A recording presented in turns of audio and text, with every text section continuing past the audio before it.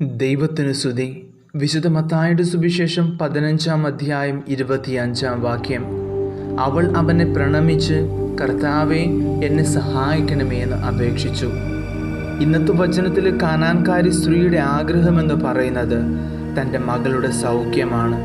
ആ ഒരാഗ്രഹം നേടിയെടുക്കുവാൻ, ആ ഒരാഗ്രഹം സഫലമാക്കുവാൻ യേശുവിനും കൂടി ആ ഒരാഗ്രഹം ഉണ്ടാകണമായിരുന്നു.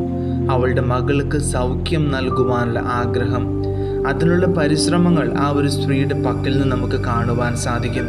അവളുടെ വാക്കുകളിലൂടെയും അവളുടെ പ്രവൃത്തികളിലൂടെയും അവളുടെ വിശ്വാസത്തിലൂടെയും ഒക്കെ നമ്മുടെ ആഗ്രഹങ്ങൾ യേശുവിൻ്റെയും കൂടി ആഗ്രഹമാക്കുവാൻ നാം നടത്താറുള്ള പരിശ്രമങ്ങൾ എന്തൊക്കെയാണെന്ന് നമുക്കൊന്ന് ചിന്തിച്ചു നോക്കാം. ഈ കാനാൻകാരി സ്ത്രീ നമുക്കൊരു മാതൃകയാവട്ടെ, നമ്മുടെ ആഗ്രഹങ്ങൾ യേശുവിൻ്റെയും കൂടി ആഗ്രഹമാക്കി മാറ്റുവാൻ. ഇതിന് ദൈവം നമ്മെ അനുഗ്രഹിക്കട്ടെ. നമ്മുടെ കർത്താവ് യേശു മിശിഹായുടെ കൃപയും പിതാവായ ദൈവത്തിൻ്റെ സ്നേഹവും പരിശുദ്ധാത്മാവിൻ്റെ സഹവാസവും നാം എല്ലാവരോടും കൂടി ഉണ്ടായിരിക്കട്ടെ, ഇപ്പോഴും എപ്പോഴും എന്നേക്കും. ആമേൻ.